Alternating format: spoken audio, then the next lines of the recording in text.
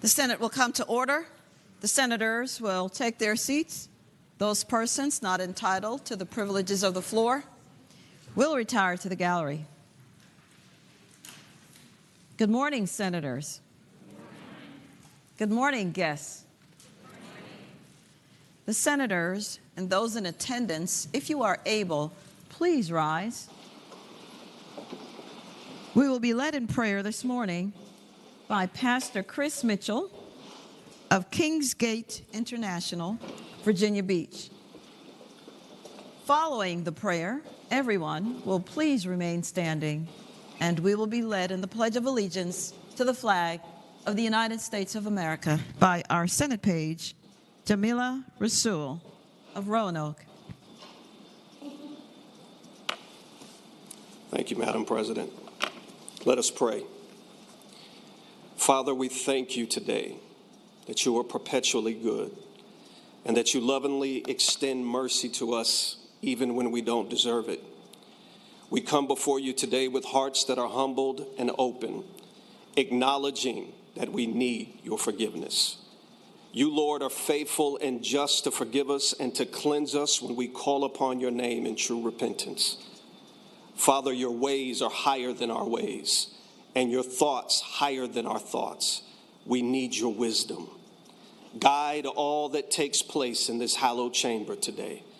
Grant us grace for where we have embraced contention and division when you've called us to unity. Your word instructs us that a house divided against itself cannot stand. So we ask that you make us one. Unify us for the good of those we are called to lead. Break down the dividing walls that separate us from each other, and in their place, give peace. Purge from us any root of bitterness that would defile your good purpose. Bring us back to the virtues of love and honor, despite our differences. Your blessing is on those who dwell together in unity in the midst of diversity. Protect and bless this house and these leaders called to serve our great commonwealth. In Jesus' name, amen. Amen. I pledge allegiance to the flag of the United States of America and to the republic for which it stands, one nation, under God, indivisible, with liberty and justice for all.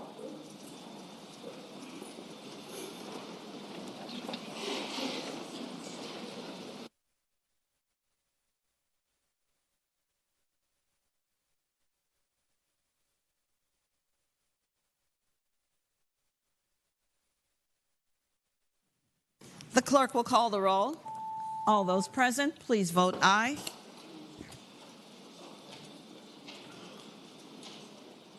The clerk will close the roll. You have a quorum, Madam President. Senate Journal for Monday, February 19, 2024. The junior senator from Virginia Beach, Senator Rouse, moves that the reading of the journal be waived. All those in favor of waiving the reading of the journal will record their votes aye. Those opposed, no. Are the senators ready to vote? Have all the senators voted? Does any senator desire to change their vote? The clerk will close the roll. Ayes 39, noes 1. Ayes 39, noes 1. The reading of the journal is waived. The clerk will report any communication from the House of Delegates. Chair recognizes the senator from East Fairfax County, Senator Surville. Good afternoon, Madam President. Good afternoon. Madam President, I move to waive reading of the House communication. The question is, shall the reading of the communication from the House be waived? Those in favor of waiving the reading will record their votes aye. Those opposed, no. Are the senators ready to vote? Have all the senators voted? Does any senator desire to change their vote? The clerk will close the roll. Ayes 38, noes 2. Ayes 38, noes 2. The reading of the communication from the House of Delegates is waived. The clerk will report any communications from the governor. We do not have any, Madam President. Chair recognizes the senator from Eastern Fairfax County, Senator Surville. Thank you, Madam President. I move to suspend the rules and grant the privileges of the floor to my friend and a very distinguished person. The question is, shall the rules be suspended and the privileges of the floor granted to a distinguished person. Those in favor of that motion will record their votes aye. Those opposed, no. Are the senators ready to vote? Have all the senators voted? Does any senator desire to change their vote? The clerk will close the roll. Ayes 40, no 0. Ayes 40, no 0. The rules are suspended and the privileges of the floor are granted. Chair now recognizes the junior senator from Loudoun, Senator Perry, for the purpose of presenting our distinguished guests. Good morning, Madam President. I rise for an introduction. Good afternoon. The senator has the floor. Madam President, today on the floor with us is my dear friend, my constituent, and my Congresswoman, Jennifer Wexton. Yesterday, we passed a resolution in this body commending her for her incredible career of service to the Commonwealth. And today she is here with us in the body where she spent 6 years serving the district I'm now privileged to represent. I met Jennifer when I was 22 years old. At that time, she was already a successful practicing attorney. And I was a young girl who had just graduated from college and was working her way through law school. By that time, she had already served as a prosecutor, fighting relentlessly for victims of domestic violence, and was spending her time in private practice, serving as a guardian ad litem, protecting children in vulnerable situations. I watched as she went from there, running, winning her seat in a special election, serving in the Senate here, and throughout her time, passing measures to make online pedophiles easier to prosecute, empowering victims of revenge porn by allowing them to file lawsuits, regulating daycare centers, improving access to opioid overdose reversal drugs, securing a woman's right to breastfeed in public places, and her proudest vote in the General Assembly, expanding Medicaid in 2018, enabling hundreds of thousands of Virginians access to affordable health care. From there, she went on to run for Congress, also successfully winning and flipping that seat. In Congress, she has expanded funding for opioid addiction research, safeguarded Americans' retirement savings during COVID-19, protected leave benefits for federal workers, modernized the Financial Crimes Enforcement Network, or FinCEN, allowed student veterans to use their benefits to study overseas, served on the powerful House Appropriations Committee, where she's responsible for securing funding for all of the federal government's spending programs, focusing heavily on transportation and housing. She's also managed to found the Congressional Task Force on Digital Citizenship, which aims to better equip Americans with tools to engage responsibly in an increasingly digital world, and has founded the Bipartisan Congressional Agritourism Caucus, which supports the agritourism industry and highlights its importance to local economies and communities. On top of all those accomplishments, she's also managed to be well-loved in her district, a district that is politically and geographically diverse. And since I've been here in this body, rarely has a day passed where someone hasn't raised her name to me to tell me how loved she is and how much they miss her. And that's regardless of which side of the political aisle you sit on. And I'm routinely reminded that that is what true leadership looks like, and is emblematic of a career that's been focused on public service, friendship, trailblazing, and general badassery. This past year, as I ran for office, I was often at events with Jennifer.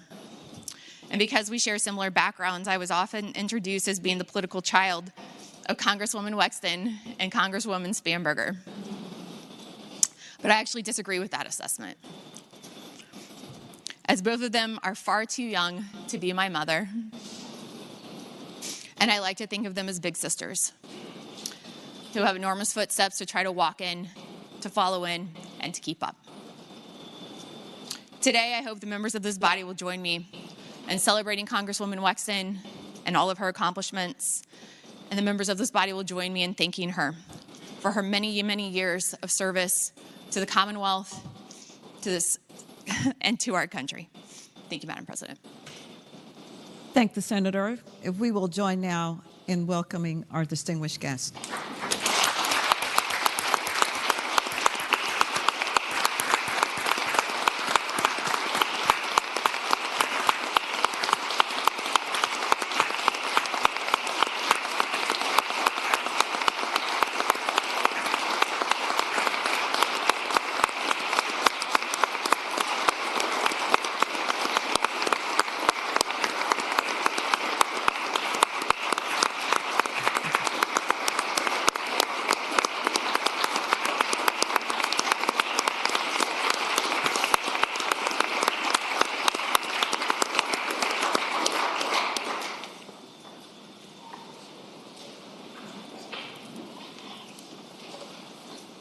Chair now recognizes the senator from Orange, Senator Reeves.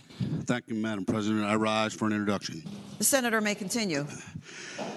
Madam President, it's my honor today to introduce our pastor who gave the invocation today. And let me say what a fitting invocation that was. Chris Mitchell Jr. is the founder and senior pastor of Kingsgate Church in Virginia Beach, Virginia, president of Kingsgate International. He was ordained in 2004, and he's ministered extensively across the United States internationally. He's been married to his bride, Alicia, since 2005. They have 3 daughters, Shiloh, 14, Nariah and Naomi, 10, so he's got twins, and an 18-month-old son, Eliakim. Madam President, I would ask you to give them the pastor the warm welcome of the Senate. Thank you, Pastor, for coming. Thank you for your prayer, and thank you certainly for all the many sacrifices that you provide for those in your community and beyond. We're grateful to you. Senators, let us give him the warm welcome of his Senate.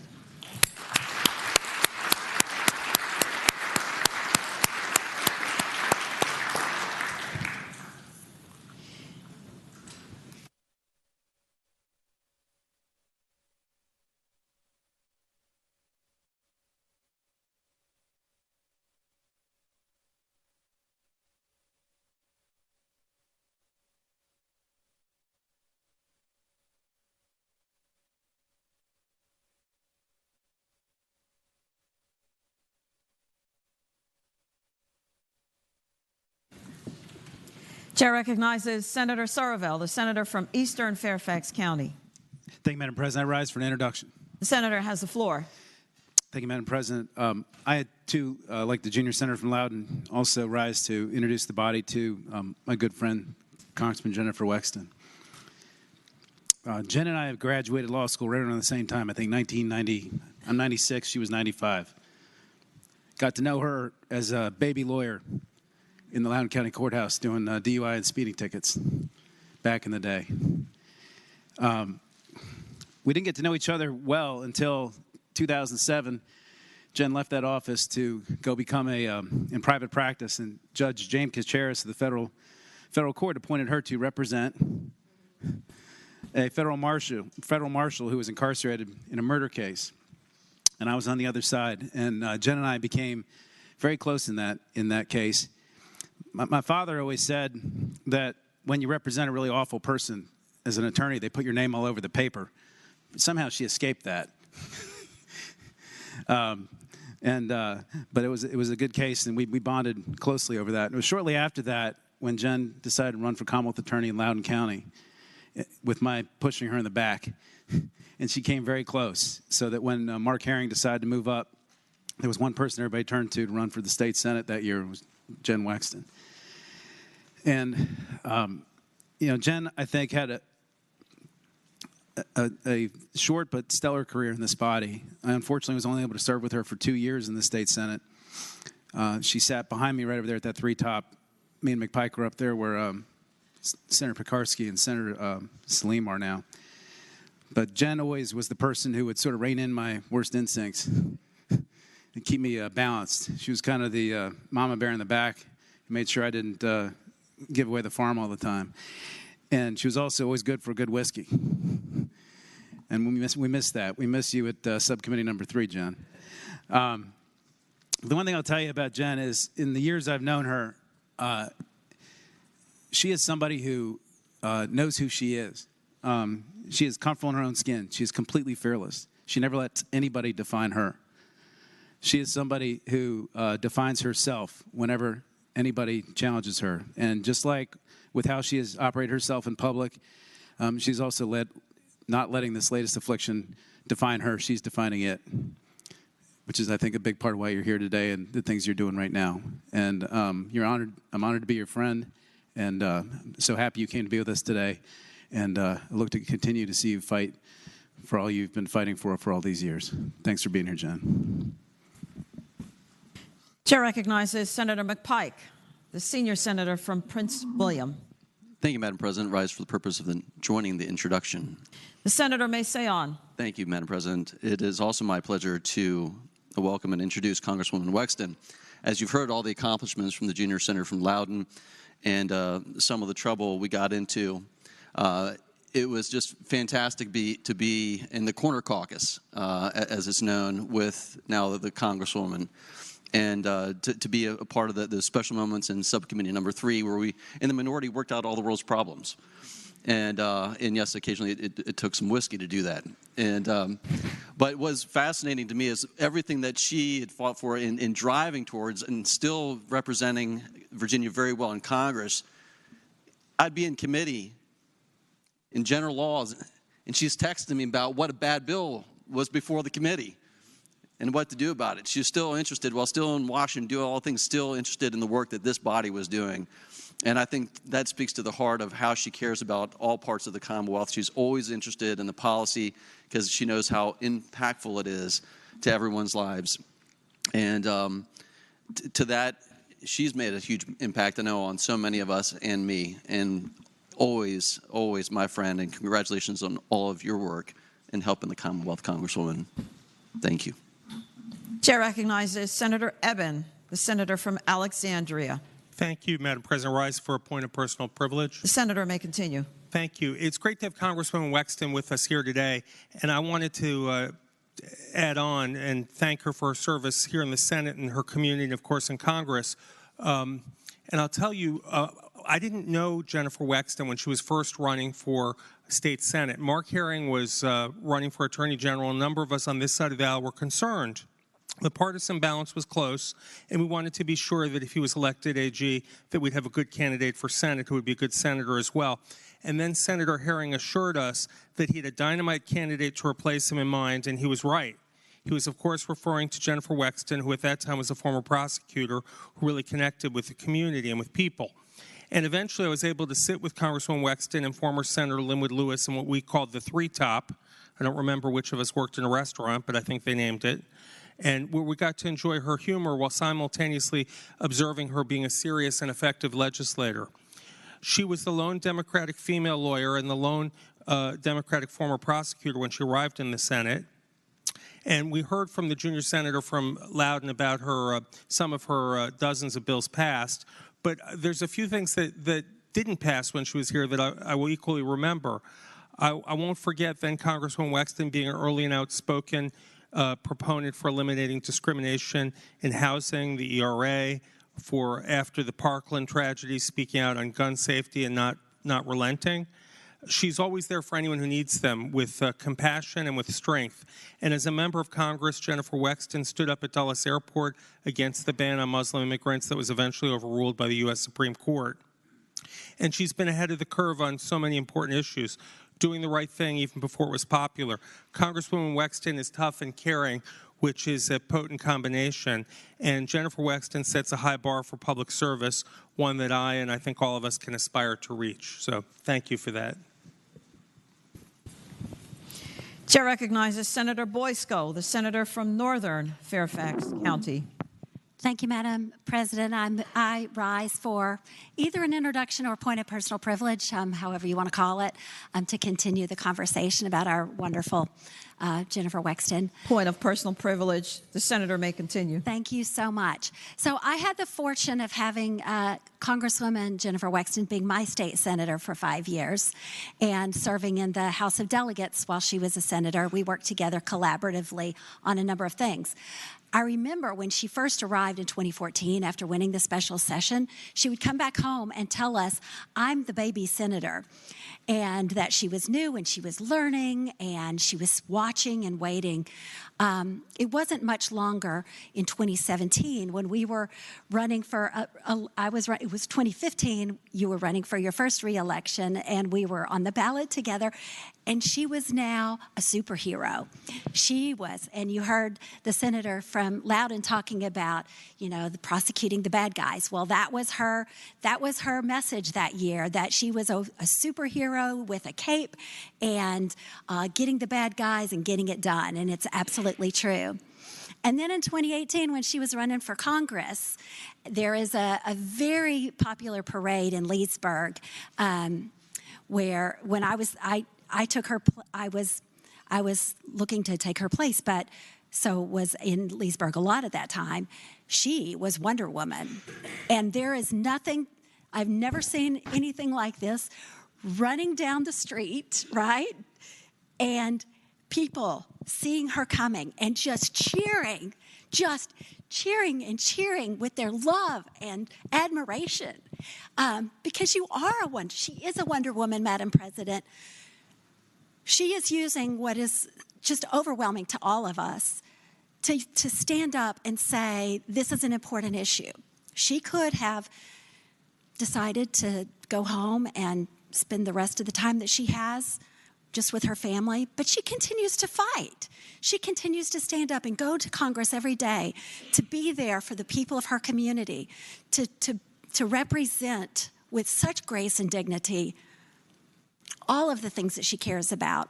And Senator Eben was right. She stood up for things that other people were not standing up for. She proudly posts a transgender support flag outside of her office in Congress, before other people were thinking about that. She's always been on the front, fighting for what's right, standing up for what she believes, and not giving in and not letting anybody else tell her what to do. And I'm just so grateful and proud to have been your senator and have you be my senator for 10 years combined. And just delighted that you're here with us today. And I hope you have the best day possible, because we love you very, very much.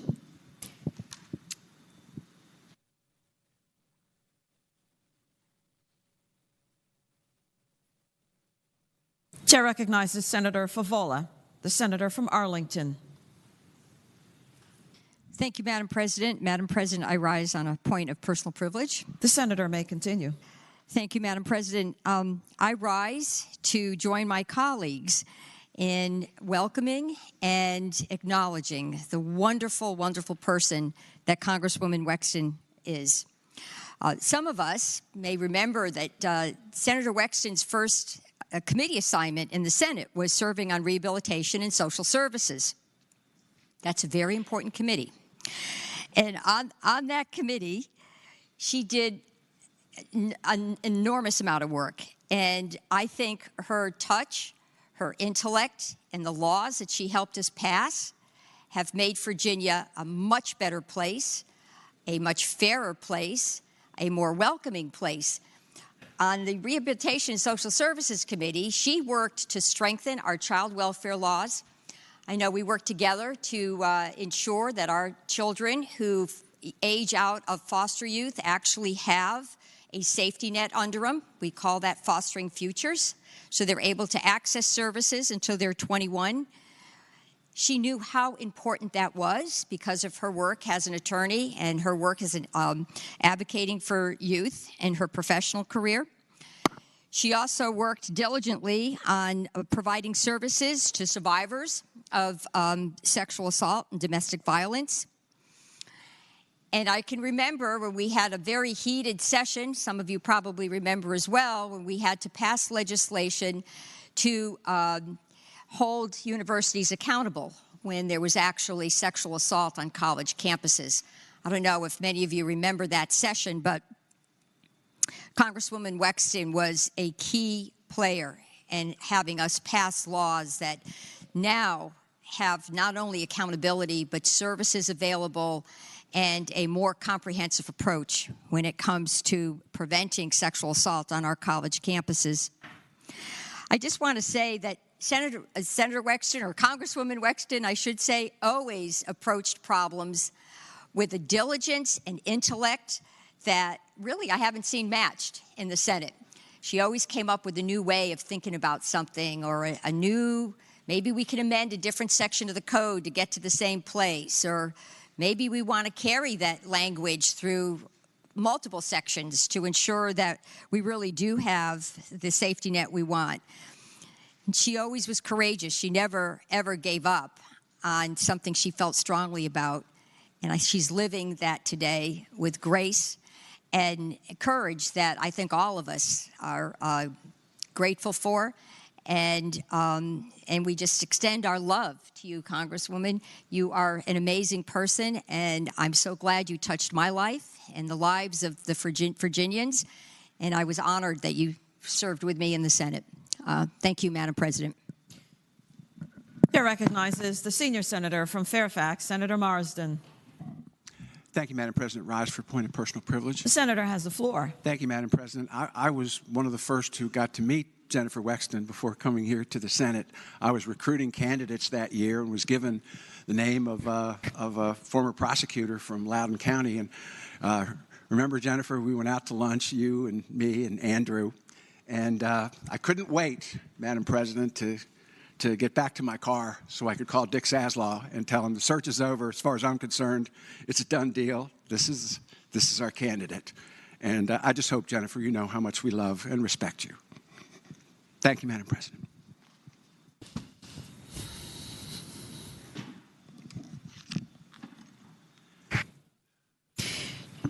Chair recognizes Senator Jordan, the senator from Isle of Wight. Thank you, Madam President. I rise for an introduction. The senator has the floor. Thank you, Madam Speaker. Today in the gallery, the senator may continue. Thank you. Sorry, Madam President. Senator may continue. Bad habits die hard quickly. Today in the gallery, we have with us Miss Juneteenth, Sunshine Huggins, and I ask that she would stand. She's accompanied today by Program Director Ebony Seals. I am fortunate enough to call Sunshine my constituent, but she is so much more, is already achieving so much in her very young life. She is an absolute teen musical prodigy, starting to play the harp at age 11. I can't even imagine doing that now. As the inaugural Miss Juneteenth Virginia, she embodies a mission to elevate, educate, and empower, specifically highlighting Virginia's pivotal role in the story of emancipation and the African-American experience. Currently, she's an honor roll student and a senior at Smithfield High School that will be graduating in June of 2024. Her future goals are to pursue a degree in music therapy at Norfolk State University, but I'm certain she will go far, far beyond that, and I cannot imagine what she will in her future achieve. Her most recent achievements are all of the notable figures in Hampton Roads and across the Commonwealth that she's been able to play for with her musical artistry. Her engagements with historical and community groups underscore her commitment to cultural enrichment and historical awareness. Now, one might note that Sunshine is strikingly beautiful, but her commitment to excellence in everything that she does makes her shine the brightest. I hope it would be the will of this body to welcome 2023-2024 Miss Juneteenth Virginia Sunshine Huggins to the Capitol.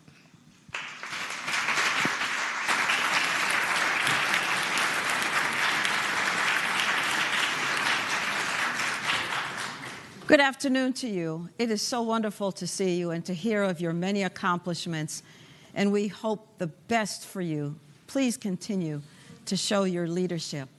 And thank you also for helping to bring Miss Juneteenth USA to Virginia itself. Thank you very much, and thank you for your service in our great military. Senators, let us give them the warm welcome of their Senate.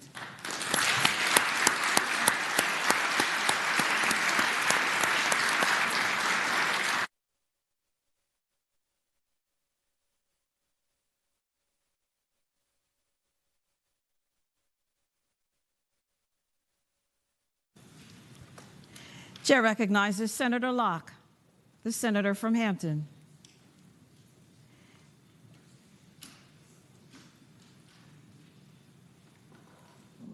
Madam President, I rise on a point of personal privilege. The senator has the floor. Madam President, I wanted to continue the welcoming and recognition of Congresswoman Wexton. And wanted to recognize Congresswoman Wexton for all of her great work and always being a voice of reason when she was here in the Senate. And to also recognize her for being the senior Jennifer when Senator McClellan joined us, who became the junior Jennifer. And I want to thank her for her commitment, particularly her commitment to establishing laws to protect victims of domestic violence. She was so passionate about those issues. But most importantly, When Senator McEachin decided to run for Congress and won that seat, he was our caucus chair. And I received a call from then Senator Wexton, who said to me, "So why isn't your name in for becoming our caucus chair?" And I said, "Well, Jennifer, I'm not interested." And she said, "Well, you are now." So I was basically voluntold to run for caucus chair of our caucus.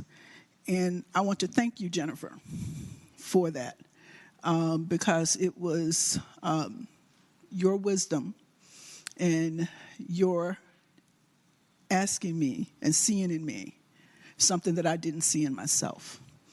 And I want to thank you, and thank you for all of your service to us. I appreciate that, and I appreciate you. Thank you.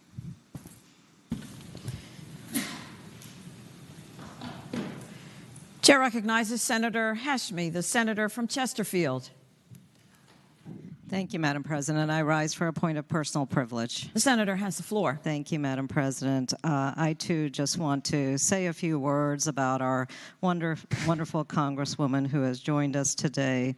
Unlike all of the previous speakers, I unfortunately never had the honor of serving with our Congresswoman during her time here in the Virginia Senate, but I certainly followed Congresswoman Wexton's distinguished career with a great deal of admiration and deep respect. And on a personal note, I want to thank the Congresswoman for standing up at a time when so few people stood up. And that was during the Muslim ban that was imposed in 2017. As a Muslim American, so many in our community felt targeted, and we questioned whether we actually belonged in this country. And we were watching to see who stood up, who spoke up for us, because many of us did not feel like we had a voice or that we actually had a presence in this country. And Congresswoman Wexton was there, and we saw. And I just want to thank her personally, because I never had the chance to say thank you. It meant so much to so many to see you speaking out and protecting people who felt like they did not have a voice. I thank the Congresswoman for her lifetime of public service. We owe such a great debt as Virginians and as Americans to all that she has done to provide so much to so many.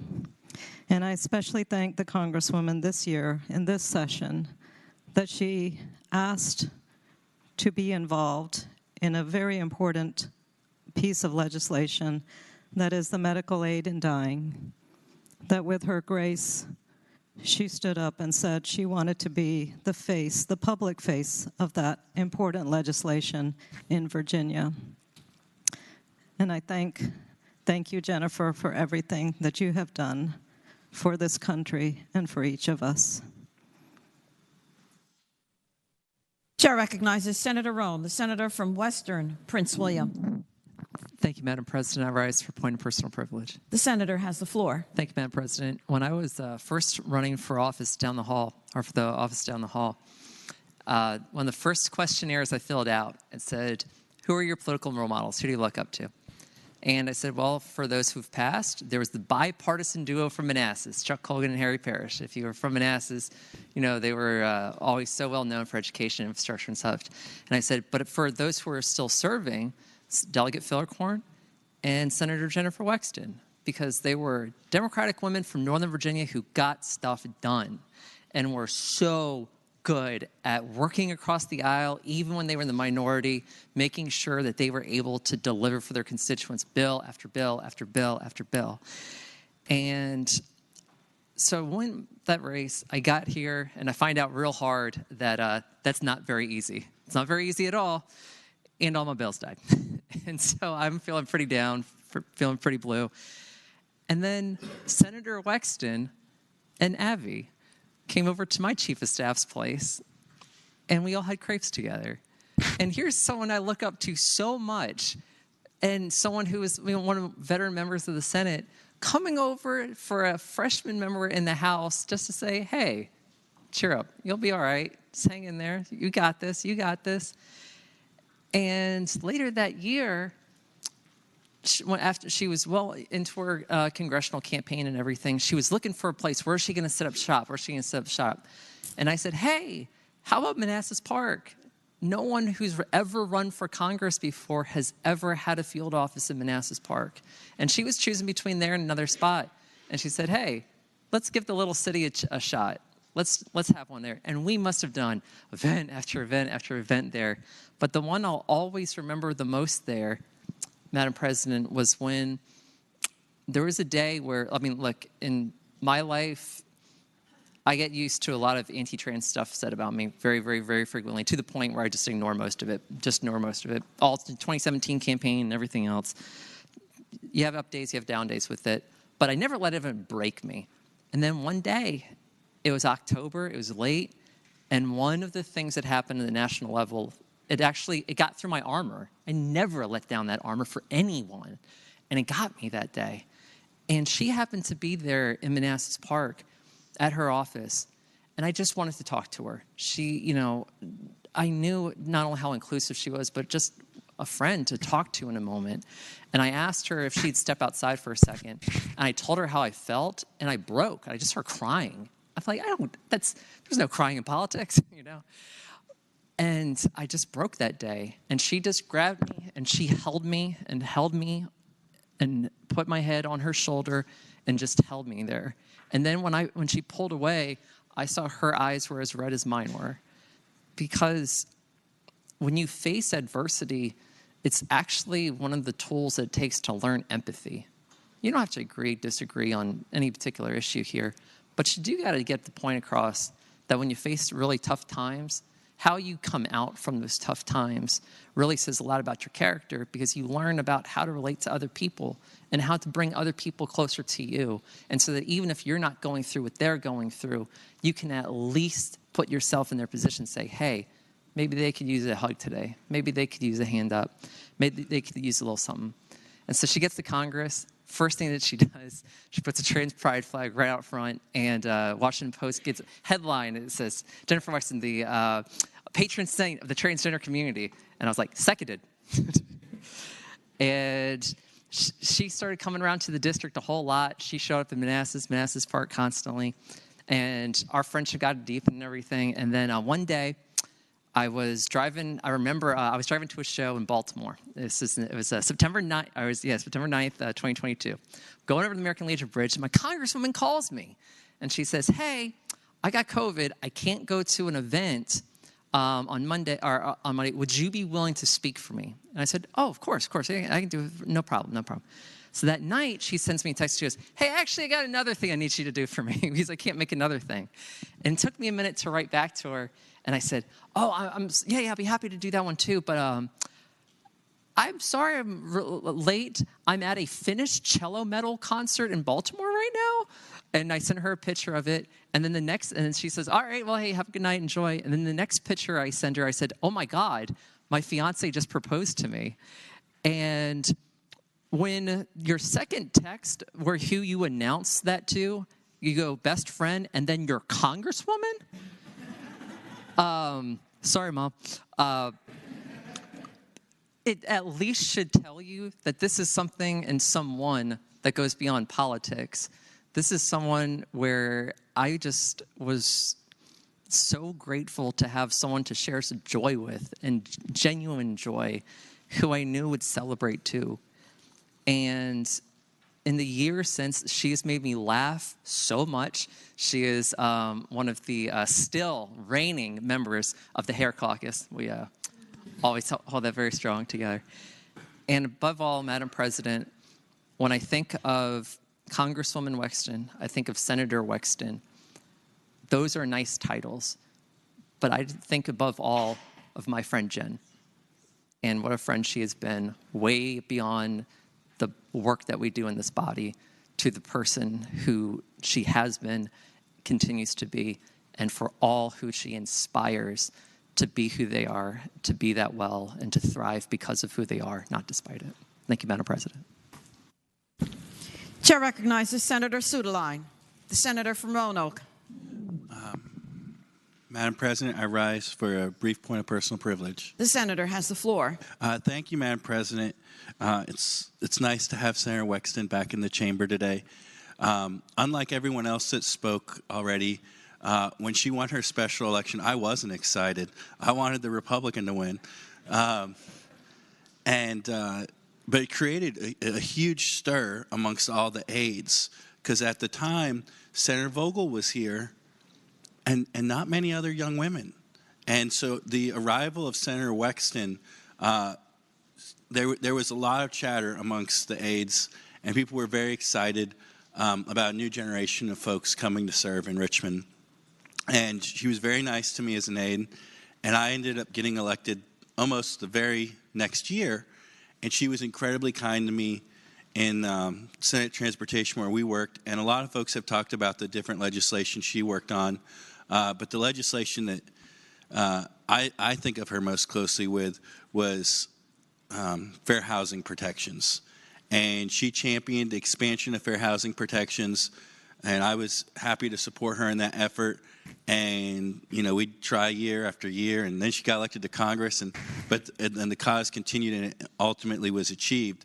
But I appreciate her being at the forefront on that, and I most of all appreciate the personal kindnesses that were shown to me, both as an aide across the building and also as a very young member, and I welcome her back today. Thank you, Madam President. Chair recognizes Senator Stanley, the senator from Franklin County. Thank you, Madam President. I rise for an introduction and the continuation of this conversation for at least a little bit more to drive her crazy. The senator has the floor. Madam President, you know, the senator from Hanover and I were just kind of looking around the room to see how many of us on the Republican side were here when we were graced with the presence of Jennifer Wexton. It's not many of us, which means we're old. More important, each one of us right now shares special moments in time sitting in this chamber or being at the old building when we would interact. And I've said this on the floor before, and I'll say it again. When the lights go down and the camera goes off, we all work together. We're all friends. We all care about each other. And I'm really glad to see so many new people carrying on that tradition, which Jennifer Wexton embodies. Let us not talk about the past or in the past tense. Let's talk about the legacy that is. Sitting over there, I can remember, I decided I had a goofy senator named Jeff McWaters, who he and I could talk each other into doing almost anything. One day, I believed it would be a great idea to throw a football from that corner to that corner. And a mayor of Norfolk, who shall not be named, Kenny Alexander, caught it. Madam Clerk is looking at me funny right now. I don't think I've ever told this story before. The one who kept our secret, and I'm not going to call her Congresswoman because I knew her as Jennifer. I know her as Jennifer, was her, giggling the whole time. She was always a breath of fresh air. When in this body, she always is a breath of fresh air. I will tell you one time that when you knew she meant business is when she came bounding down the hall, especially when she was wearing that wonderful pink suit that she wore, the power suit. You knew you were going to get it. And when we would fight on this floor, when we'd hear the president call upon Senator Wexton, we knew we were in for it. We knew she was going to take every single one of our arguments and pick it apart, demonstrate how foolish we were, and then sit down in a moment of glory. And then we would sit over here and go, well, what do we do next? Jennifer won many days on this floor. She wins many days in our hearts every day. And as I told her when I saw her, I miss you every day when I'm here. And I love you. For we did not see eye to eye when we were on this floor about many things, but we did about one thing, and that was about Virginia and the people that we served. There can be no greater legacy than the bills that you have written, the people that you have served, and the differences that you make here. Because as soon as we are retired or beaten, There's no painting on the wall for us here. People remember you in stories occasionally, but they move on to the next person. But not Jennifer. Jennifer's spirit and heart stays in this body. I am reminded, Madam President, of another good friend that we lost. One of my best friends, and sorry guys, I have some dumb best friends, I apologize, Don McEachin. And Don called me up one time and said, you got to run for Congress. I got to get you up here for Congress. And he's going through the litany of things that, will be great. We'll get to hang out together. It'll be fun. And then I'm like, no, Don. And he goes, and you'll get to hang out with Jennifer. And I paused. And I said, well, you finally hit a reason to go there. I never went, but I know that he thought of her highly as well. And I miss him every day. Let us look around this room, because you don't know how long you're going to sit in these seats, and be guided by the relationships that you make, for they transcend politics. They transcend ideas, because it is the humankind that we all dwell in, and we're all trying to do something good for the people that we serve. We may just have different values or beliefs in how we accomplish them. But I love you very much. I miss you every day. And she was always funny, and I always tried to make you laugh, and I hope I did on occasion. Thank you, Madam President. Chair recognizes Senator Craig, the senator from Chesapeake. Thank you, Madam President. Rise for a point of personal privilege. The senator has the floor. And I, too, would like to continue the conversation about my good friend, Congresswoman Wexton. And I'm going to be a different perspective, because I wasn't sitting on the floor with the other senators. I was a chief of staff. And Jennifer's office was right around the corner from mine, and we quickly became friends. And she was just somebody we could connect with each other. We were two type of people, two different parties, but we both loved from the inside out. And I always had in my office a cabinet full of things like hairspray and fingernail polish and Band-Aids and sewing kits. And she would always come in and shut the door and go, Christy, I've got to run. What do you need? What do you have? And I'd say, I have some fingernail polish for you, or I have a Band-Aid. And we just quickly became very good friends. And I was privileged to be with her from 14 till the time she left in 19. And when we were in the Pocahontas building, she was right around the corner from me once again. And we just continued that wonderful friendship. And I was so excited for her when she became Congresswoman, because I knew she was going to do an amazing job, because she was an amazing senator and she's an amazing friend. And I'm just honored that I have had you in my life since 2014. So, love you. Chair recognizes the senior senator from Loudoun, Senator Subramaniam. Thank you, Madam President. Rise for an introduction to continue the conversation. The senator has the floor. Thank you, Madam President. I just want to tell one quick story and that the Congressman probably doesn't even know, which is my neighbor down the street, actually. One time they had an immigration issue, and so they came to me saying, hey, can you help me solve this? My mother's been trying to get a green card for a long time and hasn't been able to get an appointment even. And so I called Congresswoman Wexton and her team and asked her for help, and within days they got that appointment, and they were eventually able to get their citizenship. And the mother, every time I see her, even now, when I walk down the street, she thanks me, and I always just say, thank Congresswoman Wexton, thank Congresswoman Wexton. And I have dozens and dozens of stories like that. And the one thing I just want to, impart is that, Congresswoman Wexton, you may not even know all the people who you helped, and all the people who really look up to you, and all the people that whose lives you've touched because of the amazing work that you and your team have done over the years. And so I just want to thank you from the bottom of my heart, from everyone in Loudoun County and everyone that you've served, for all your service and for all that you've done, and for the example you've set for future legislators like us. Thank you. Chair recognizes the senior senator from Virginia Beach, Senator DeSteph. Madam President, I rise for a quick point of personal privilege and to continue the conversation. The senator may continue. So, Madam President, I came in shortly thereafter, Senator, now Congresswoman Wexton, and it was kind of interesting because I didn't know how long she had been here until we were walking over to the governor's dinner, and she goes, hey, this is for freshmen, but I never really got to go see the governor as my freshman year. So I never got to this dinner. So I believe Senator Aird now was a delegate at the time at the same dinner, if I'm not mistaken. And we're walking over there, and she's talking to me. And we had shown up early that weekend, and she was an early person on the weekend, as I am. And we had a couple of conversations in her office. And I remembered it, and I remembered two things. And then I ended up with that office, with that desk, with the blue carpet that was on her floor, which is still on my floor in the new building. Yes, Madam Clerk, I took it from the Pocahontas building to the new building. It's still in my office. It's still there. It's going to stay there. It's my memory of Jennifer Wexton. Well, I also took over her old desk. And in her desk, when you slid out the little drawer, that's more of a, it's like an old typewriter table, the little wood part. When you slid that out, she had taped to it a couple of notes and messages. One of them was phone numbers, which we expect. Another one was, be kind. Always remember to be kind. And so I left that tape there on the desk. When we left the other office, I actually took that off and put it in my desk. Because with my background in the military and stuff, sometimes you forget to be kind. And when we leave this world, I always say the thing that we'll remember is kindness, love, and respect.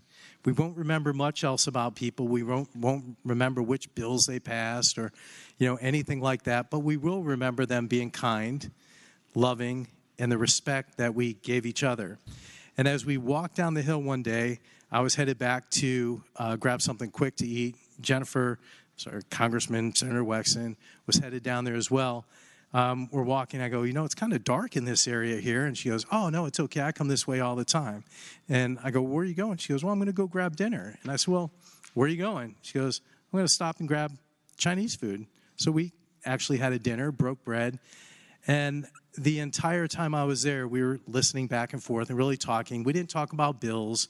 We didn't talk about caucuses. We didn't talk about any of that stuff. We talked about home life, her husband, the things that people remember after we leave, which is kindness, love, and respect. And I told her when I saw her today and gave her a hug before we went down to caucus that, I missed her and I still had that carpet. But I didn't tell her I still have that note about remembering to be kind. So thank you for that, Jennifer. And we will always remember you. We'll always love you for that kindness, love, and respect. Thank you. Chair recognizes Senator McDougall, the senator from Hanover. Thank you, Madam President. Rise for a point of personal privilege. The senator has the floor. Madam President, as members went on and spoke, I hadn't intended to speak initially, but reflected sitting here. When we look at what we do and who we are, and Jennifer and I were at William & Mary Law School at the same time in the 90s and had similar paths of being prosecutors like Senator Stewart and Senator Perry did. But as you listen to the comments here today, we've all had people in our lives who fought with different illnesses. My aunt has had a very long and serious battle with MS. But as people who've traveled on the same paths as we have, ones that have served in this body and attended universities, done careers, we are very thankful that, Jennifer, that you've been in that path with us. We're thankful that we as a group can come together and talk about our differences on policies, but our similarities on being people. And the stories that I've heard today are a true testament to you and a true testament to this body as one that we fight about policies and committees, we fight on the floor, but at the end of the day, we're still a family. And Jennifer, we're glad that you're a part of our family. Thank you. Chair recognizes Senator Pekarsky, senator from Western Fairfax County. Thank you, Madam President. I also rise for a point of personal privilege to continue this conversation. Senator has the floor. Thank you. I rise today to also welcome the Congresswoman, my Congresswoman in Fairfax County. I was on the campaign trail with her in 2019, and I got to hear her speak. And of course, before that, had the opportunity to follow her career. And what I saw was what you've heard here today, a person who is humble, who is principled, who is kind, who never backed down. And in a business, where we see everybody's trying to make their mark and stand out. What I saw in the Congresswoman is the heart of a true public servant, somebody who was here for the work, who will always continue trying to do good for others, to make a difference. And she doesn't know, but at some point, she crossed paths with one of my daughters, and my kids have met many elected officials, but the Congresswoman is her favorite elected official. And when she turned 18, she was so incredibly excited to vote for you. And it's just such an honor for me today to be able to be here and to speak about you and join everyone here about somebody who is such a role model to those of us who are here now. So welcome.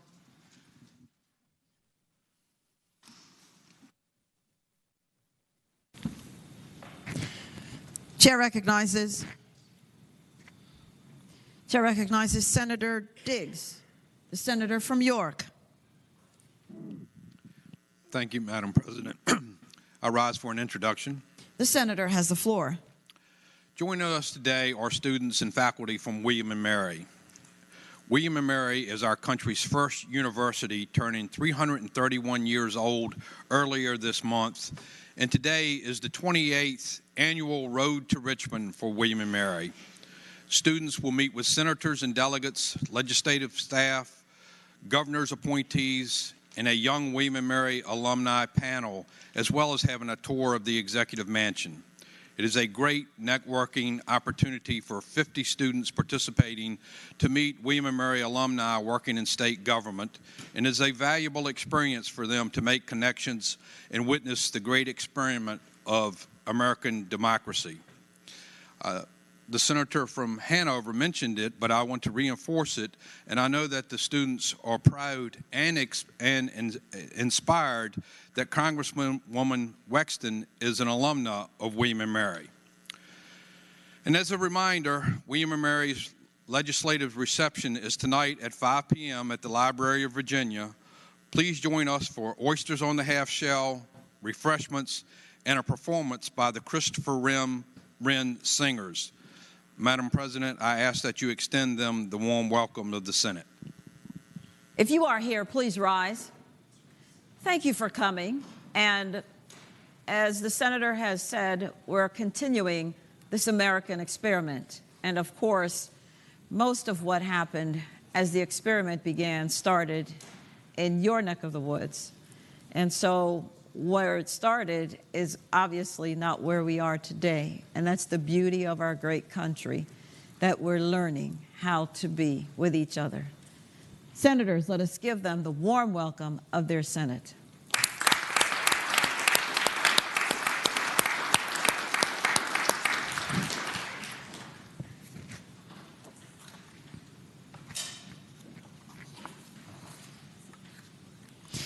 Chair recognizes Senator Deeds, the senator from Charlottesville. Madam President, I rise for an introduction. The senator has the floor. Madam President, ladies, members of the Senate, we have a group in the gallery from the Virginia Community Criminal Justice Association, or VCCJA. This is an association of local government employees working at criminal justice agencies across the Commonwealth, particularly in areas of local probation, pretrial services, and community corrections. These folks work hard to keep our community services running, our court services running, and ensure everyone is meeting their obligations before and after their court date. Primarily, they're involved in pretrial services. This group is working hard to expand pretrial services into parts of the Commonwealth where they don't currently exist, and specifically those areas are Charlotte, Buckingham, Cumberland, Powhatan, then Allegheny, Bath, Botetourt, and Highland. Please, Madam President, I would appreciate it if you would extend to this group from VCCJA the warm welcome of the Senate. We thank you for coming. Good afternoon to you, and thank you for all that you do in our great community, and especially in the court system, so that it can work efficiently and justice can, of course, be had by all. Senators, let us give them the warm welcome of their Senate.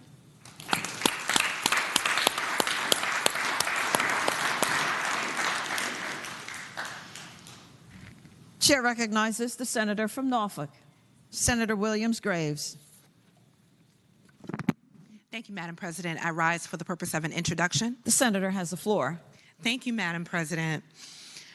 Today in the gallery, we have Virginia Organizing, and I would ask them to stand.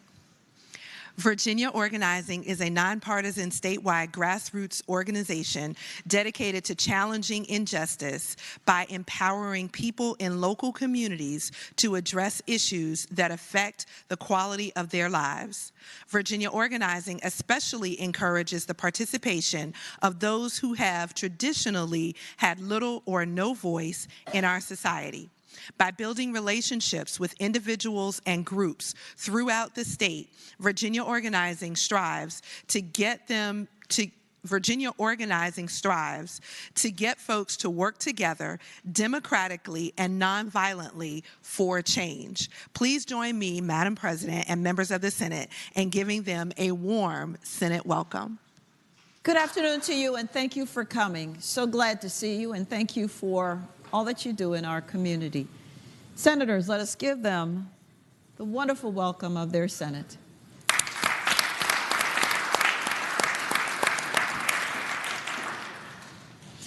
Chair recognizes Senator Obenshain, the senator from Rockingham. Madam President, I rise for an introduction announcement and just brief point of personal privilege.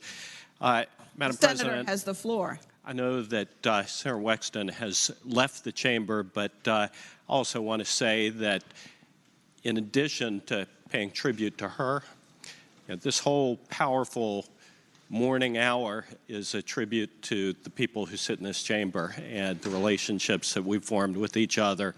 And, we've got lots of problems that we deal with every single day. And we deal with them very well together. And Senator Wexton dealt with them with dignity, but, that's probably 85% of the stuff that we do. The other 10 to 15%, I like to call them the cats and dogs issues.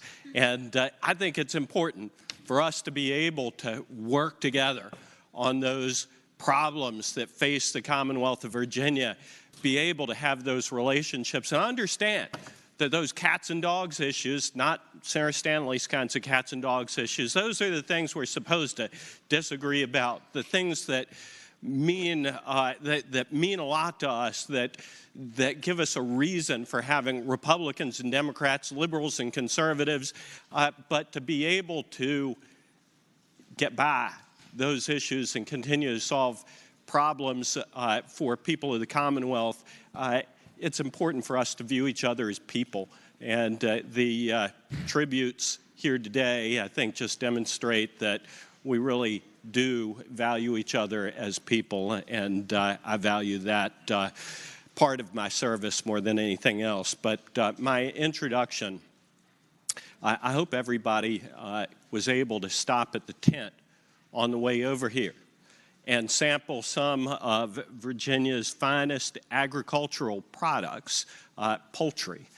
We had the Virginia Poultry Federation from the Shenandoah Valley and from Southside Virginia here at the Capitol today. I do not know whether they are in the chamber, but I hope that you were able to stop and get some barbecued chicken that was barbecued yesterday or overnight by the West Rockingham Ruritan Club, lovingly and deliciously. We get that at lawn parties all summer long. and it is delicious. The Poultry Federation is here representing an industry that means a lot to our ag industry in the Commonwealth of Virginia. Senator French is a poultry producer, and we have an awful lot of poultry producers who are family-owned farms across the Commonwealth of Virginia. So, Madam President, I would ask that you, whether they're here or not, extend the warm welcome of the Senate to the Virginia Poultry Federation, and extend thanks to the West Rockingham Ruritan Club for their wonderful meal. Well, Sen, are you here? If you're here, please rise. They are not. But for the record, it is said that the Army runs on its stomach, and apparently so does the Senate.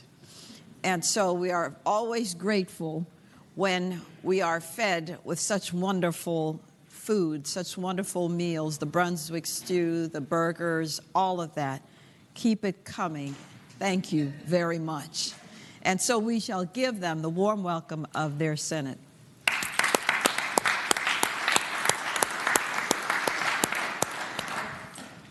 Chair recognizes Senator Hashmi, the senator from Chesterfield. Thank you, Madam President. I rise for 2 introductions. The senator has the floor. Thank you, Madam President. I am pleased to welcome and acknowledge the participants with the Virginia Housing Alliance on their Housing Advocacy Day. We have over 100 people from all across the Commonwealth who are here today to meet with their representatives and to discuss the vital importance of housing affordability throughout Virginia. Tracing its roots to the 1980s, the Virginia Housing Alliance, commonly known as VHA, advocates for the expansion of housing opportunities and for ending homelessness all throughout Virginia. Notably, VHA is the only statewide organization that represents affordable housing and homelessness organizations and the clients they serve. VHA and everyone joining them today work to ensure that all Virginians have safe and affordable places to call home, and I thank them for joining us today. And Madam President, I ask that we extend the warm welcome of the Senate. Good afternoon, and thank you for being here and for letting us know the issues that are important to you. Indeed, homelessness and affordable housing is one of the basic necessities of life, so thank you for reminding us about that. Senators, let us give them the warm welcome of their Senate.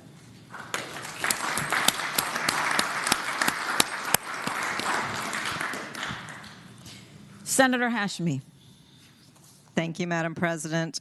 We are also joined today in the gallery by representatives from the LEGO Group and LEGO Education.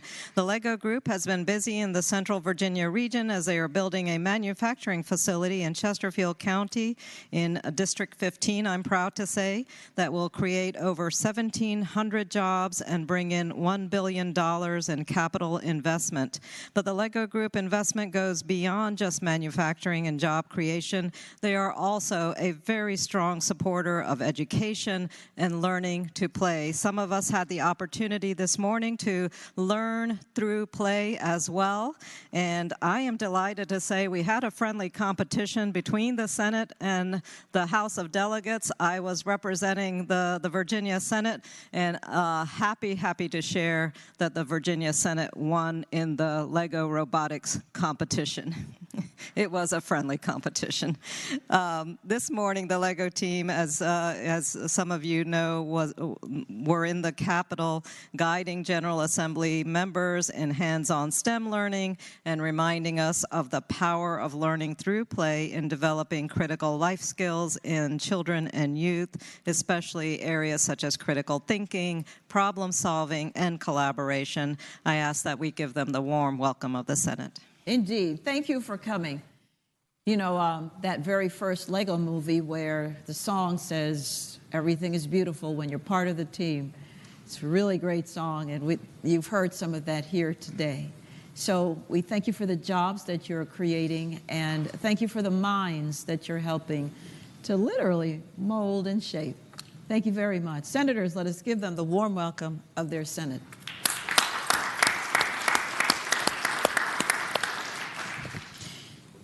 Chair recognizes Senator Bagby, the senior senator from Enrico. Thank you, Madam President. Madam President, I rise for an introduction. The senator may continue. Madam President, you probably wondering why I stood up and I don't have a green sheet. I wasn't going to say anything as it relates to Senator Wexton. There are a number of individuals that said what was on my heart related to Senator Wexton. But then Suderline spoke, and he reminded me back when before I was a delegate, before I was a senator, I used to just come and hang out in Donald McEachin's office. And Suderline was the aide next door. And I don't know how his boss got anything accomplished, because he was always in Donald McEachin's office chit-chatting with Abby and the folks in McEachin's office. And so that's how I got to know Suderline. But then I saw, and if you all don't know, McEachin had an Abby, Jennifer McClellan had an Abby, and Jennifer Wexton also had an Abby. I'm reminded that our staff have our back. They are standing in the gap for us. When we don't even know that we need someone to stand in the gap for us.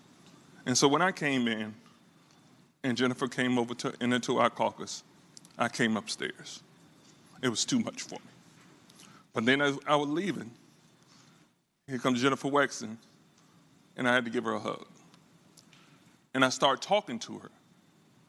I couldn't understand what she was saying, quite frankly. And she couldn't understand that. But Abby knew exactly what she was saying. And so if you would be so kind to give Abby a warm house in her absence. Indeed. Senate. We do not live this life by ourselves, and no man is an island is the term. And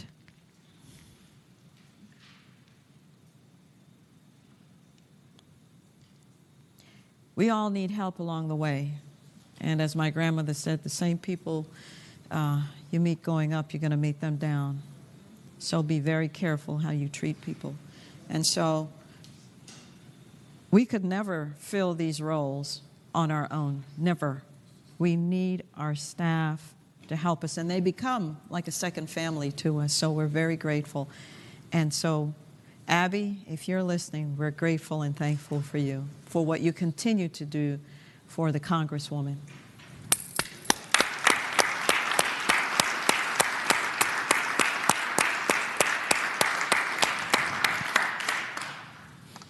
Chair recognizes Senator McDougall, the senator from Hanover. Thank you, Madam President. Rise for the purposes of an introduction. The senator has the floor. Madam President, I'm not sure if they're still in the gallery. I think some people had trains to catch, but we have a group from the American Heart Association. Madam President, you probably are aware of this, but today is February 20th is CPR Awareness Day, and this group is here for that and also here advocating. They have to advocate with House members because the Senate already passed Senator Rouse's bill on emergency room response.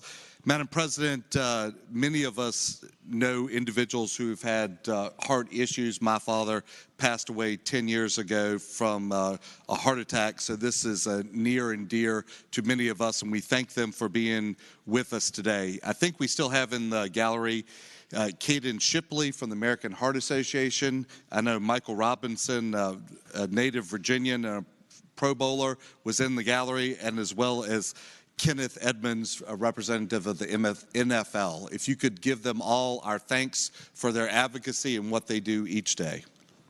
Thank you for coming, and thank you for what you do to help remind us about the heart issues and what the signs are, and for the sacrifices you certainly make in doing so. Thank you very much. Senators, let us give them the warm welcome of their Senate.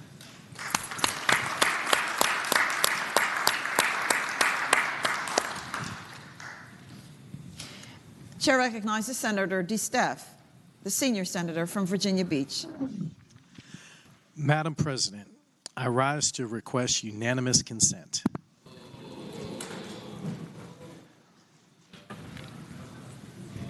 The question is, shall... I have to... Waiting for her to tell me I got the floor. The senator has to explain it. Thank you, Madam President. I just wanted to make sure I had the floor before I started this in-depth explanation of why I want to introduce a Senate joint resolution to encourage the Commonwealth of Virginia to take all practical steps to increase the use of sustainable aviation fuel in the Commonwealth, regionally and nationally. That's it, Senator? That's it, Madam President. Now, the question is, shall the Senate grant consent to introduce a bill as the senator has stated? Those in favor of that motion will say aye. Those opposed, no. The consent of the Senate is granted, Senator, to introduce your bill. Is there any other business to come for the morning hour? Hearing none, the clerk will call the calendar. Senate calendar for Tuesday, February 20th, 2024. Uncontested calendar, House bills on third reading. Chair recognizes Senator Surreville, the senator from Eastern Fairfax County. Thank you, Madam President. I move that all the House bills on third reading on the uncontested calendar on pages 1 through 12, House Bill 15 through House Bill 1526, be advanced to their final passage in the block after the adoption of any amendments thereto. Any senator desiring to move a bill from the block, please do so after the clerk's read the number of the bill. The question is, shall House bills on the uncontested calendar, third reading, pages 1 through 12, House Bill 15 through House Bill 1526, be placed upon their final passage in the block with any amendments thereto, with the understanding that any senator desiring a bill to be removed from the block will do so after the clerk has read the number of the bill. All those in favor of that motion will say aye. Those opposed, no. The ayes have it. The motion is agreed to. The bills are before us in the block. The clerk will now read the number of the bills. House Bill 15, reported from the Committee on Transportation. House Bill 70, reported from the Committee on Finance and Appropriation. House Bill 74, reported from the Committee on Transportation with amendment. Chair recognizes the senator from Northern Fairfax County, Senator Boysko. Thank you, Madam President. I move we accept the amendments. The question is, shall the committee amendments be accepted? Those in favor will say aye. Those opposed, no. The committee amendments are accepted. House Bill 92, reported from the Committee on Transportation. House Bill 103, reported from the Committee on Rehabilitation and Social Services with amendment. Chair recognizes Senator Favola, the senator from Arlington. Thank you, Madam President. Madam President, I move that the amendment be agreed to. The question is, shall the amendment be agreed to? Those in favor will say aye. Those opposed, no. The committee amendment is agreed to. House Bill 159, reported from the Committee on Rehabilitation and Social Services. House Bill 191, reported from the Committee on Transportation. House Bill 201, reported from the Committee on Transportation. House Bill 220, reported from the Committee on Agriculture, Conservation, and Natural Resources. House Bill 330, reported from the Committee on Agriculture, Conservation, and Natural Resources. House Bill 361, reported from the Committee on Rehabilitation and Social Services. House Bill 472, reported from the Committee on Rehabilitation and Social Services. House Bill 522, reported from the Committee on Rehabilitation and Social Services. House Bill 574, reported from the Committee on Finance and Appropriations with amendments. Chair recognizes Senator Lucas, the senator from Portsmouth. Thank you, Madam President. Madam President, I move that the committee amendments be agreed to. The question is, shall the committee amendments be agreed to? Those in favor will say aye. Those opposed, no. The committee amendments are agreed to. House Bill 639, reported from the Committee on Finance and Appropriations. House Bill 656, reported from the Committee on Agriculture, Conservation, and Natural Resources. House Bill 688, reported from the Committee on Rehabilitation and Social Services. House Bill 844, reported from the Committee on Transportation. House Bill 845, reported from the Committee on Transportation. House Bill 870, reported from the Committee on Agriculture, Conservation, and Natural Resources. House Bill 1025, reported from the Committee on Agriculture, Conservation, and Natural Resources. House Bill 1080, reported from the Committee on Transportation. House Bill 1106, reported from the Committee on Transportation. House Bill 1107, reported from the Committee on Transportation. House Bill 1109, reported from the Committee on Transportation. House Bill 1128, reported from the Committee on Rehabilitation and Social Services. House Bill 1163, reported from the Committee on Transportation. House Bill 1349, reported from the Committee on Rehabilitation and Social Services. House Bill 1409, reported from the Committee on Transportation. House Bill 1425, reported from the Committee on Transportation. House Bill 1429, reported from the Committee on Finance and Appropriations. House Bill 1469, reported from the Committee on Transportation. House Bill 1498, reported from the Committee on Rehabilitation and Social Services. House Bill 1526, reported from the Committee on Transportation.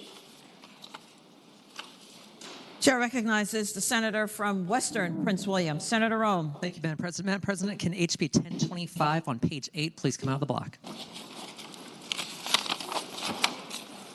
Without objection, House Bill 1028 is out of the block. 1025.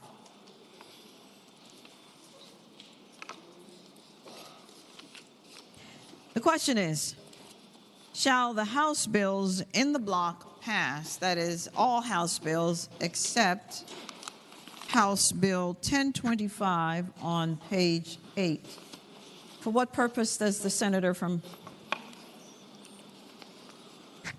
House Bill 1025 on page 8? All those in favor of that motion will record their votes aye. Those opposed, no. Are the senators ready to vote? Have all the senators voted? Does any senator desire to change their vote? The clerk will close the roll. Ayes 40, no 0. Ayes 40, no 0. The bills in the block pass. Returning to page 8, House Bill 1025. Chair recognizes Senator Marsden, the senior senator from Fairfax County. Thank you, Madam President. I move that the bill pass. And speaking to that, the senator has the floor. Thank you, Madam President. My life is complete. I get to talk about roadkill. I move that the bill pass, and what the bill calls for is it allows that any deer, bear, turkey, or elk that appears to have been killed in a collision with a motor vehicle to be claimed by and awarded to any person. Current law allows a deer or bear to only be claimed by and awarded to the driver of a motor vehicle who collides with such animal. The motorist who hits the animal is still required to call police, and it is the responding officer who should verify that the animal was killed by a motorist accidentally and decides who the animal should be awarded to. I guess finders keepers, Madam President, and I would urge again that the bill pass. Chair recognizes Senator Surville, the senator from Eastern Fairfax County. Thank you, Madam President. Will the senator from senior senator from Fairfax yield for a question? Will Senator Marsden yield for a question? Reluctantly, Madam President. Senator yields. Senator Surville has the floor. Thank you, Madam President. You know, I'm not honored to serve on the Ag Committee, but you know, my granddaddy liked to have squirrel gravy, and I was just curious why squirrels aren't included in the reclamation, if there was a policy reason for that. Senator Marsden has the floor. Could you repeat? Why you're not allowed to reclaim roadkill squirrels? Madam President, no civilized human being reclaims a dead squirrel. Bennett did.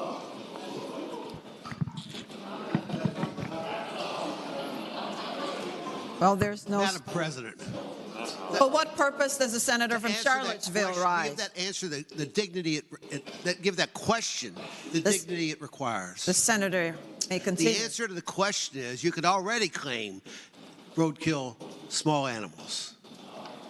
And if you know what you're doing, you can claim anything else too. There aren't enough game wardens. The reality is aren't enough game wardens to call them. If you eat skunk, you can.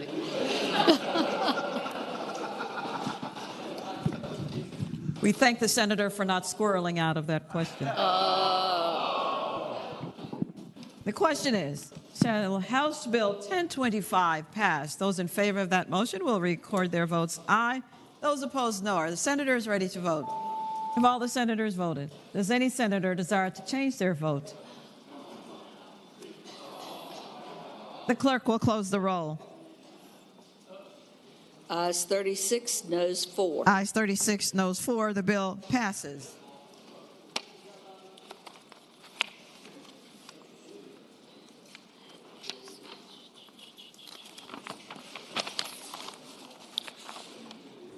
Regular calendar.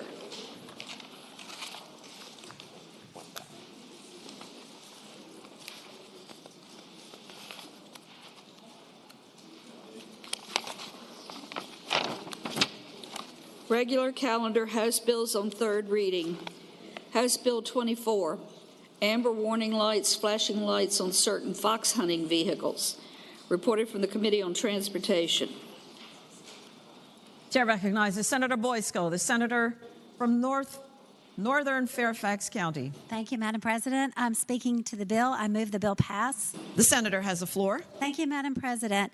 Speaking of animals and cars, this bill authorizes road whips defined in the bill who are operating vehicles during certain fox hunts to display flashing amber warning lights when such vehicles are not in motion for the purpose of warning other vehicles of such hunt happening in the area. The bill requires such vehicles also to display signs reading horse crossing with rider. And I so move my motion to accept the bill. The question is, shall the bill pass? Those in favor of that motion will record their votes aye. Those opposed, no. Are the senators ready to vote? Have all the senators voted? Does any senator desire to change their vote? The clerk will close the roll. Ayes 37, noes 2.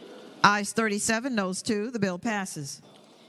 House Bill 47, invasive plant species requirements for retail sales. Chair recognizes the Committee on Agriculture, Conservation, and Natural Resources with a substitute. Chair recognizes Senator Marsden, the senior senator from Fairfax. Thank you, Madam President. I move that that bill be passed by for the day. Without objection, House Bill 47 goes by for the day. House Bill 234,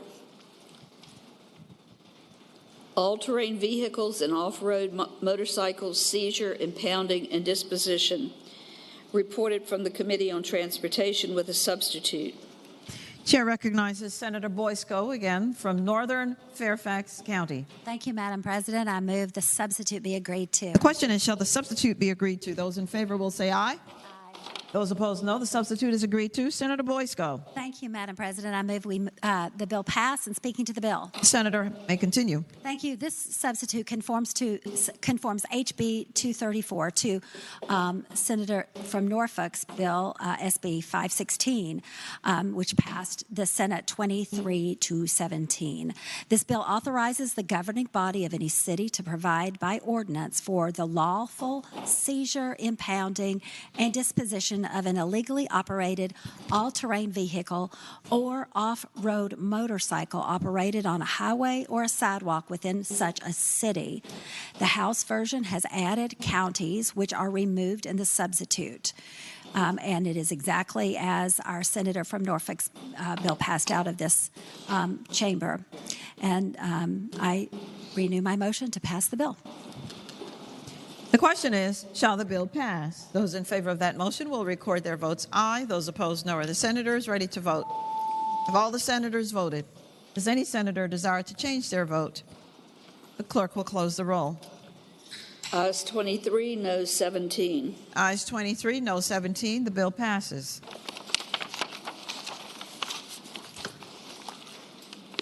House Bill 282, Highway Work Zones creates a traffic infraction for any moving violation in a work zone. Reported from the Committee on Transportation. Chair recognizes again Senator Boysko. Thank you, Madam President. Move that we pass the bill. Speaking to the bill. The senator has the floor. Thank you, Madam President. As we know, there have been a number of fatalities on highway work zones over the past couple years. This bill creates a traffic infraction for any moving violation in a highway work zone that is punishable by a fine of not less than $300 for the first offense and not less than $500 for any subsequent offense. The bill provides that for any subsequent offense that occurs within the same 12-month period as another such offense, the fine shall not be less than $750. And I renew my motion to pass the bill. The question is, shall the bill pass? Those in favor of that motion will record their votes aye. Those opposed, no. Are the senators ready to vote? Have all the senators voted? Does any senator desire to change their vote? The clerk will close the roll.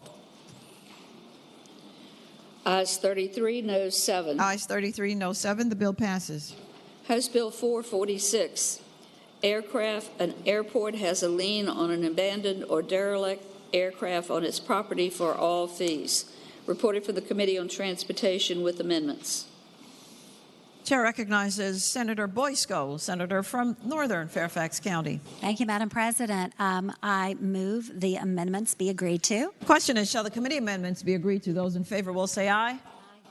Those opposed, no. The committee amendments are agreed to. Senator Boysko. Thank you, Madam President. I move the bill pass and speaking to the bill. The senator has the floor. Thank you, Madam President. This bill provides that an airport has a lien on an abandoned or derelict aircraft defined in the bill on its property for all fees and charges for the use of the airport by such aircraft and for all fees and charges incurred by the airport for the transportation, the storage, and removal of the aircraft.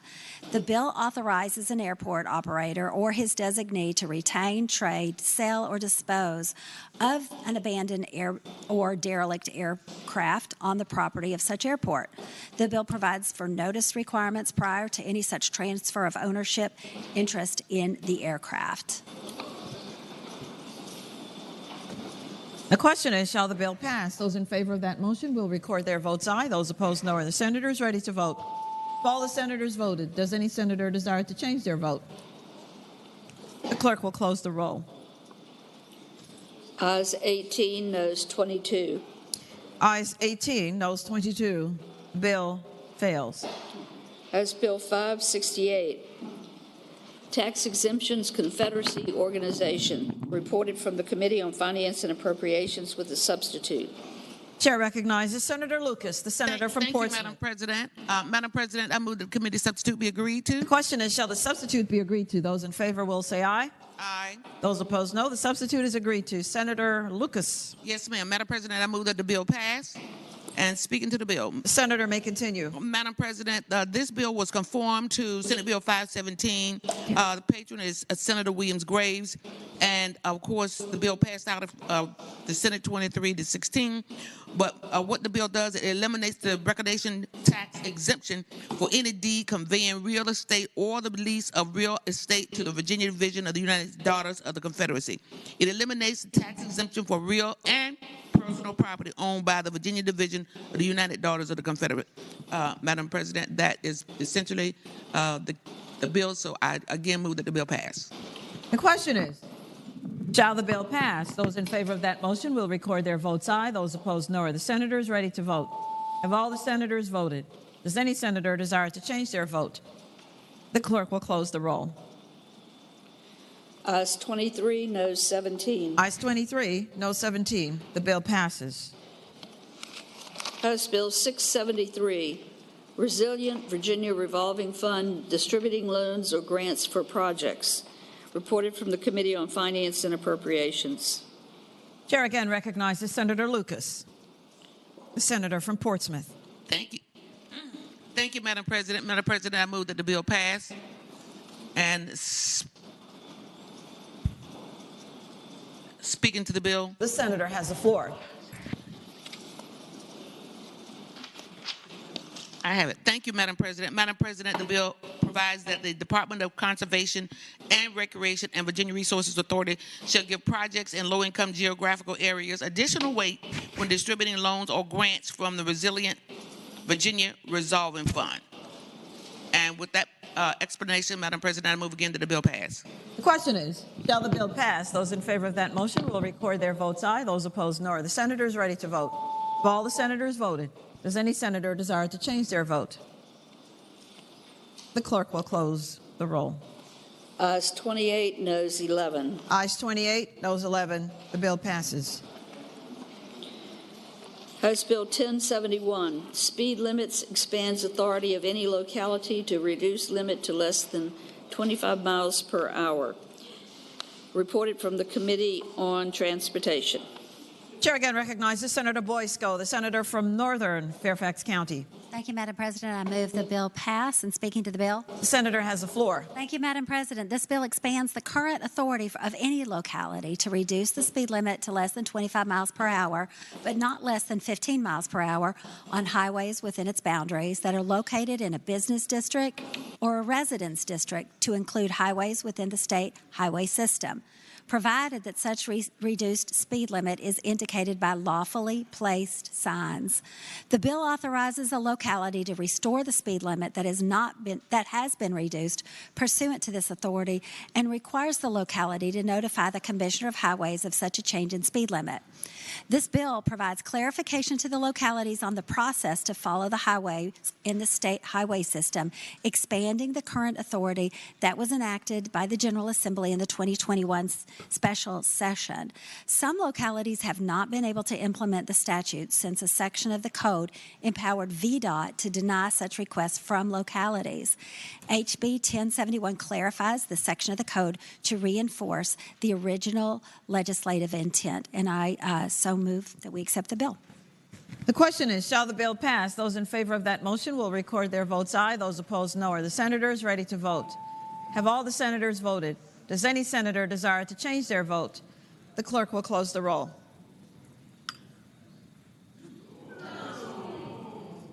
Ayes 20, noes 20.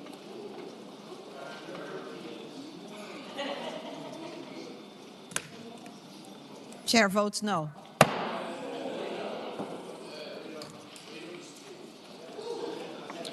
House Bill 1269. Madam President. For what purpose does the senior senator from Enrico rise? Madam President, having voted on prevailing side and on which House Bill 1071 failed, I wish to reconsider that vote. One moment, Senator.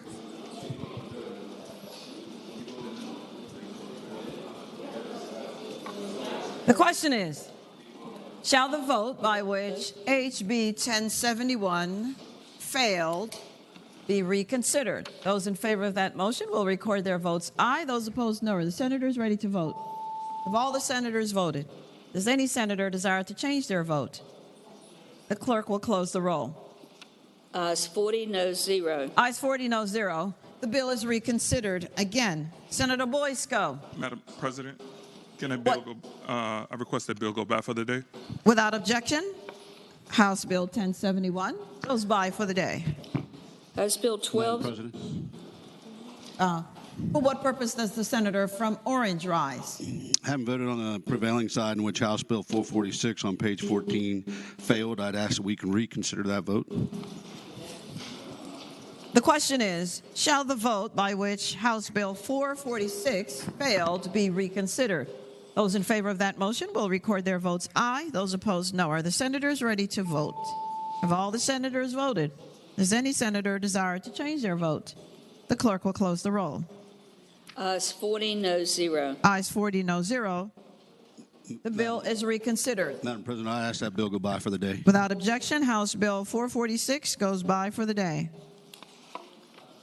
House Bill 1269, barrier crimes, adult substance abuse, and mental health services exceptions, reported from the Committee on Rehabilitation and Social Services with the substitute. Chair recognizes Senator Favola, the senator from Arlington. Thank you, Madam President. Madam President, I move that the substitute be agreed to. question is, shall the substitute be agreed to? Those in favor will say aye. Aye. Those opposed, no. The substitute is agreed to. Senator Favola. Thank you, Madam President. I now move that the bill be passed, and speaking to that motion. The senator may continue. Thank you, Madam President. And it's now, the form that we just adopted is identical to Senate Bill 626, which passed the Senate with by a margin of 33 votes to 7. What this bill does is it removes certain barrier crimes for individuals who have done their time, but they wish to work in a substance abuse program or a mental health program as a counselor. What the second thing this bill does is, after a period of 5 years, if the individual has not faced another conviction, they can then apply for such jobs, and the agency may come up with additional criteria. They can apply to the Department of Behavioral Health and Developmental Services. They can apply to licensed programs by DBHDS or to programs administered by our community services boards. This bill attempts to fill a need for counselors and to do it in a way that evidence tells us is very effective. Individuals who have gone through similar challenges in their lives, have been able to overcome them, are now very well equipped to help others in the same situation. So having said that, Madam Chair, I again renew my motion that the bill pass. The question is, shall the bill pass? Those in favor of that motion will record their votes aye. Those opposed, no. Are the senators ready to vote? All the senators voted. Does any senator desire to change their vote? The clerk will close the roll. Ayes 30, noes 10. Ayes 30, noes 10. The bill passes. Regular calendars, House bills on second reading. Chair calls on Senator Sorovell, the senator from Eastern Fairfax County. Madam President, I move that all the House bills on the second reading of the uncontested and regular calendars, pages 16 through 28, House Bills 54 through 1486, that the rules be suspended and the second constitutional reading of the titles be dispensed with. The question is, shall the rules be suspended and the second reading of the titles of House bills on the uncontested and regular calendars, pages 16 through 28, House Bills 54 through House Bills 1486, be dispensed with? Those in favor of that motion will record their votes aye. Those opposed, no. Are the senators ready to vote? Have all the senators voted? Does any senator desire to change their vote? The clerk will close the roll. Ayes 39, noes 0. Ayes 39, no 0. The reading of the titles is dispensed with. Senator Sorovell. Madam President, I move that all those bills now on third reading be passed by for the day. The question is, shall the House bills on the uncontested and regular calendars, now on their third reading, go by for the day? Those in favor of that motion will say aye. Those opposed, no. The ayes have it. The bills will go by for the day. Uncontested calendar, Senate bills on first reading. Senate Bill 29, a bill relating to the appropriation of public revenues for 2 years ending respectively on June 30th, 2023 and June 30th, 2024. Senate Bill 30, a bill for all appropriation of the budget submitted by the Governor of Virginia in accordance with the provisions of Sections 2.2-1509 Code of Virginia, and to provide a portion of the revenues for the 2 years ending respectively on the 30th day of June 2025 and the 30th day of June 2026.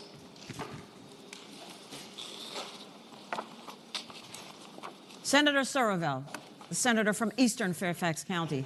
Inquiry of the clerk, does that complete today's calendar? Yes, sir.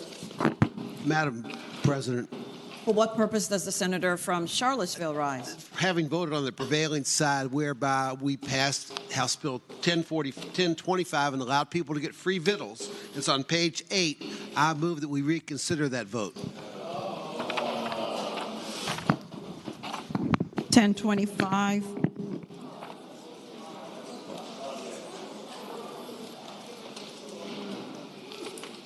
question is, shall the vote by which House Bill 1025 was passed be reconsidered? Those in favor of that motion will record their votes aye. Those opposed, no. Are the senators ready to vote? Have all the senators voted? Does any senator desire to change their vote? The clerk will close the roll. Ayes 40, noes 0. Ayes 40, no 0. The bill is reconsidered. Senator Marsden, the senior senator from Fairfax County. Thank you, Madam President. I renew my motion that the bill pass, and speaking to that. The senator has the floor. This is a bill that dealt with the reclaiming of animals struck by vehicles in the highway, and I move that the bill pass. The question is, shall the bill pass? Those in favor of that motion will record their votes aye. Those opposed, no. Are the senators ready to vote? Have all the senators voted? Does any senator desire to change their vote?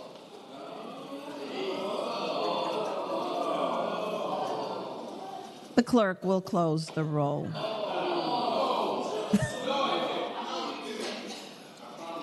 Ayes 37, noes 3. Ayes 37, noes 3. The bill passes. The senator may put in a yellow sheet.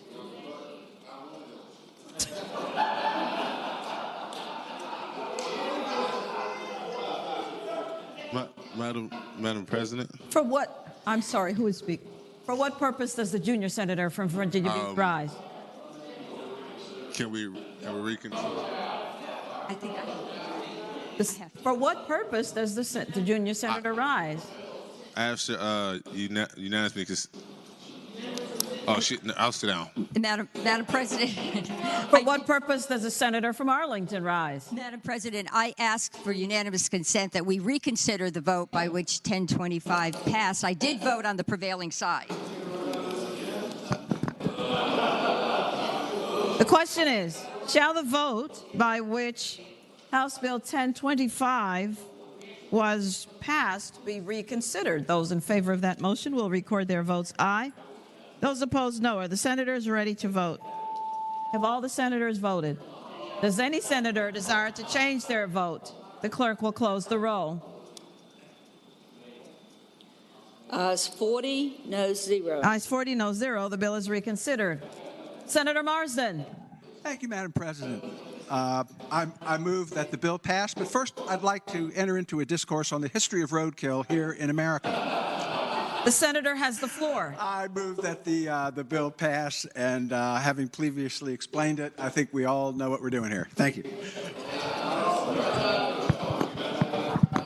The question is, shall the bill pass? Those in favor of that motion on this very popular bill will record their votes aye. Those opposed, no. Are the senators ready to vote?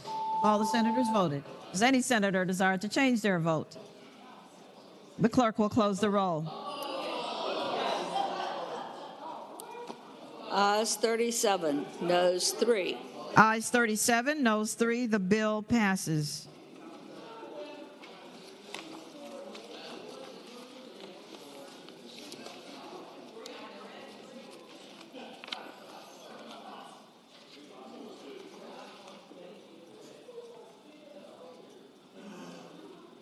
Is there any other business to come before the Senate?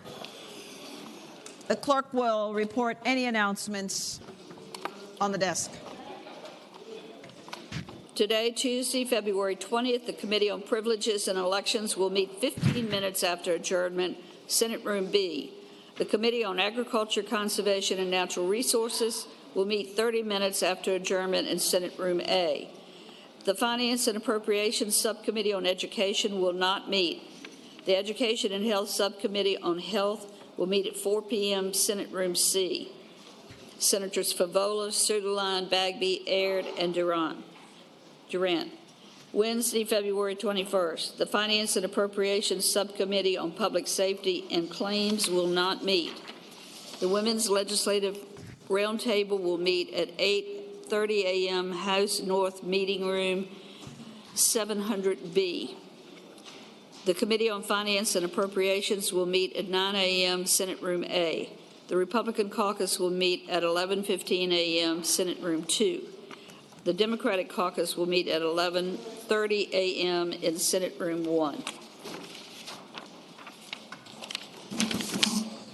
Chair recognizes Senator Lucas, the senator from Portsmouth. Thank you, Madam President. Madam President, I move that the Senate do now adjourn until 12 noon on tomorrow. The question is, shall the Senate adjourn until 12 o'clock noon tomorrow? Those in favor of the motion will say aye. Those opposed, no. The ayes have it. The motion is agreed to. The Senate stands adjourned until 12 noon tomorrow.